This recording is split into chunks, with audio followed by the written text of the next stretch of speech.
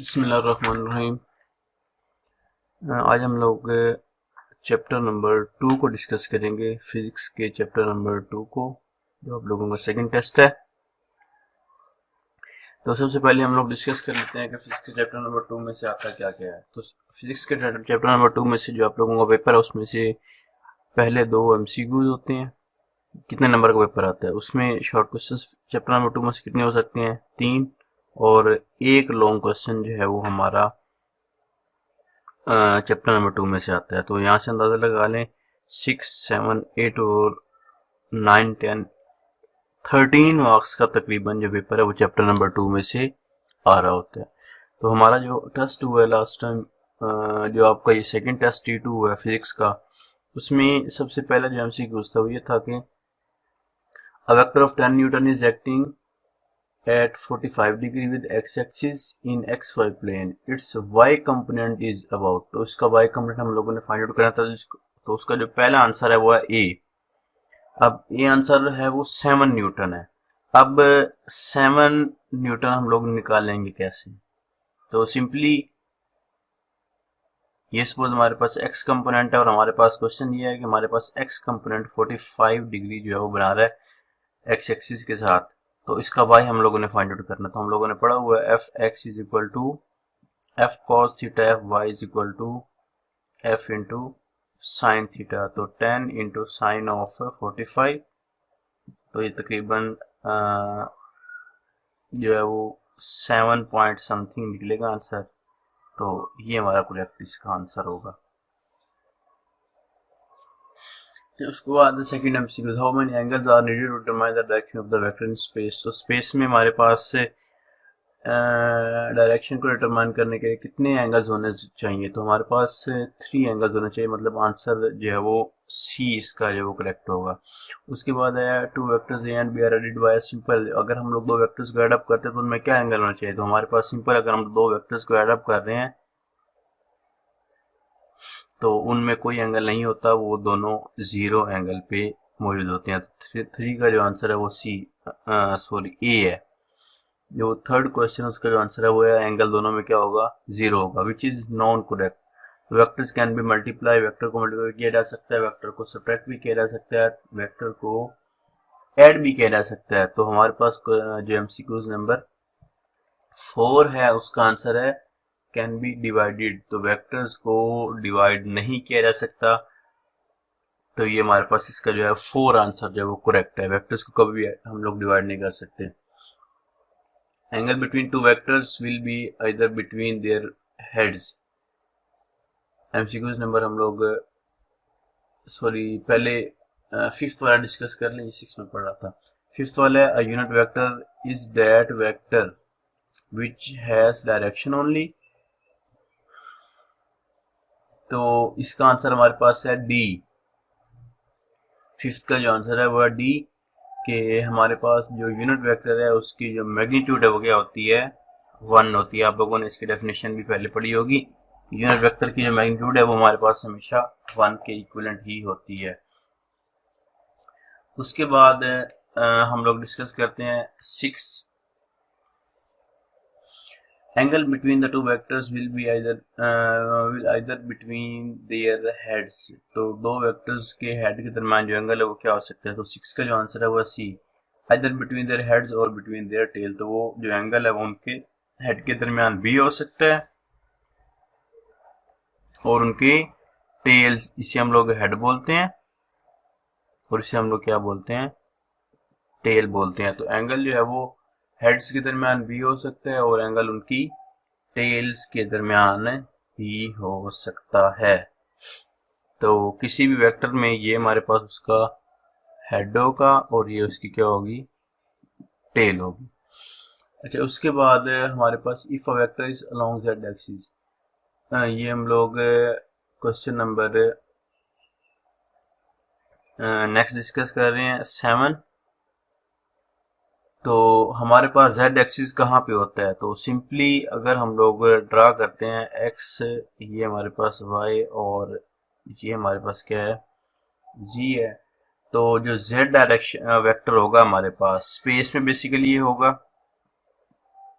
तो स्पेस में जो भी डायरेक्ट वेक्टर होगा उसका एक एक्स भी होगा और एक उसका क्या होगा, वाई कंपोनेंट भी एग्जिस्ट करेगा। तो हमारे पास सातवें का जो आंसर है वो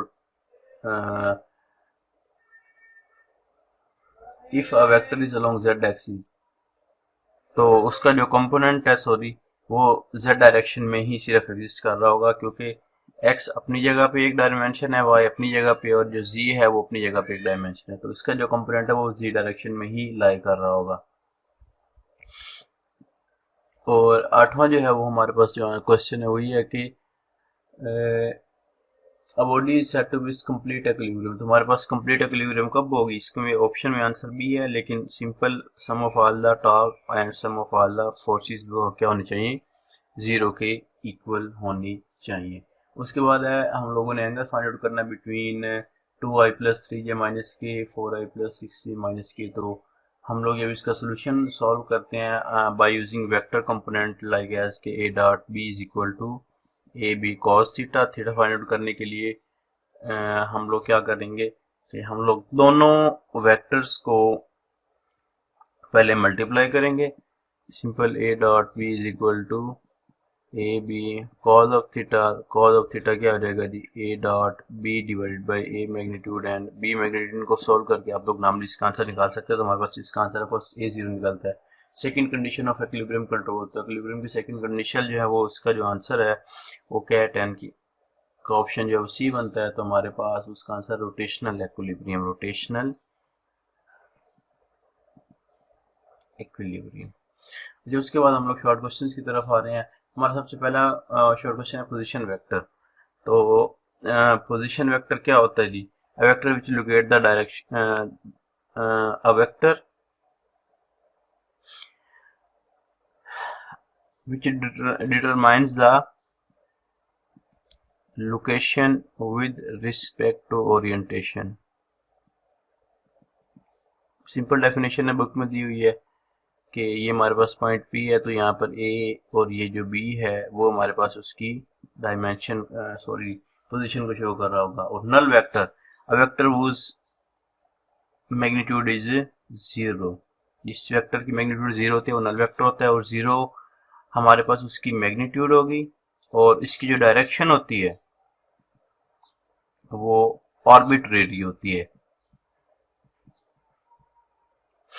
अच्छा, उसके बाद जो सेकंड है हमारे पास question, short question, the vector sum of three vectors gives a zero resultant.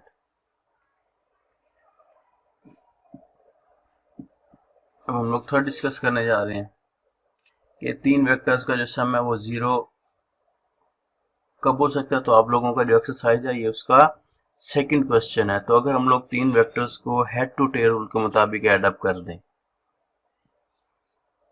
तो सिंपली हमारे पास सपोज ये वेक्टर ए है, ये वेक्टर बी है और ये वेक्टर सी है। तो ए प्लस बी प्लस सी अगर हम लोग हेड टू टेल रूल के मुताबिक ऐड अप करते हैं तो इनका जो रिजल्ट है वो जीरो होगा। उसके बाद हमारे पास है question number 3, under what circumstances would a vector have component that are equal in magnitude. तो हमारे पास ये शॉर्ट क्वेश्चन का क्वेश्चन नंबर 2.8 है कि अगर हम लोग वेक्टर्स को ऐड अप कर रहे हैं at an angle of 45 degree, तो हम लोग एफ एक्स का कंपोनेंट लें एफ कॉस थीटा या एफ वाई का कंपोनेंट लें एफ साइन थीटा, तो हमारे पास इन दोनों का जो आंसर है वो बिल्कुल क्या आएगा, सेम आएगा। तो ये हमारे पास at an angle of 45 degree हमेशा सेम होते हैं। Force of 20 Newton is acting along x-axis and 20 Newton is acting along y-axis. What is the resultant?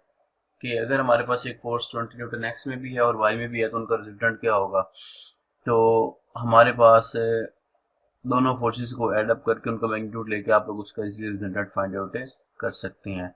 What are rectangular components of a vector. तो हमारे पास ये जो बुक टेक्स्ट बुक है उसके अंदर ये बाकायदा इसी नेम से एक क्वेश्चन दिया हुआ है। तो सिंपली आप लोग उसके एफ एक्स और एफ वाई कंपोनेंट को ही सॉल्व करके इसका answer in terms of magnitude F x square and F y square निकाल लेते हैं।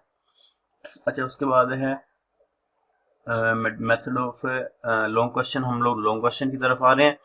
हमारे पास एक method of vector addition by rectangular components. अब हमारे पास इस चैप्टर में जो मेन पहले लॉन्ग क्वेश्चन आ रहा होता था वो बेसिकली ये था कि हम लोग रेजोल्यूशन ऑफ वेक्टर निकालते हैं। तो रेजोल्यूशन ऑफ वेक्टर वाला क्वेश्चन एक अलग है, जो हमें दिया गया वो है method of vector addition by rectangular components. तो ये हमारे पास और क्वेश्चन है in terms of F x and F y. तो f is equal to F x plus F y. हम लोग इसको इस तरह सॉल्व करते हैं। तो इनका रिजल्टेंट निकालना होगा आप लोगों को एफ एक्स और एफ वाई का, उसके साथ आप लोगों ने इसका एंगल निकालना होगा। और ये हमारे पास एक लॉन्ग क्वेश्चन है। तो जैसे मैं लास्ट टाइम इसी तरह ही हुआ था कि पेपर जो आया था वो पेपर में जो मैं आपको टेक्स्ट बुक से बता देता हूँ कि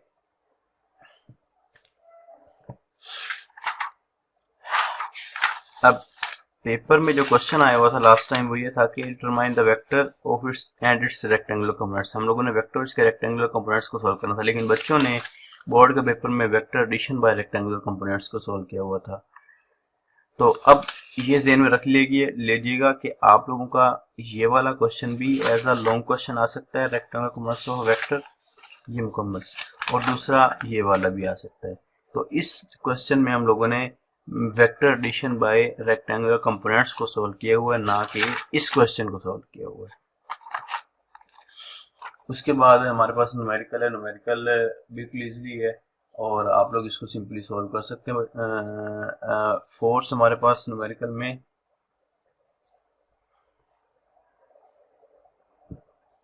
10 न्यूटन फोर्स है और हमारे पास वो फोर्स जो है वो at an angle of 30 degree act कर रही है। और उसके बाद वो कहता है कि a force of magnitude 10 Newton is acting on a body in direction making an angle of 30 degree, what is it's x. और ये जो फोर्स है वो किस डायरेक्शन में है, एक्स डायरेक्शन में है। आप लोगों ने उसका एक्स कंपोनेंट भी फाइंड आउट करना है और आप लोगों ने उसका वाई कंपोनेंट भी फाइंड आउट करना है। तो सबसे पहले हम लोग उसके एक्स कंपोनेंट की बात करते हैं। तो simple F x is equal to F cos theta और वाई कंपोनेंट के लिए F y is equal to F into sine theta. दोनों की वैल्यू पुटअप कर दें और साइन और आप लोग कोस की वैल्यू पुटअप करके इसका आंसर जो इजीली निकाल सकते हैं। Thank you so much. अल्लाह हाफिज़।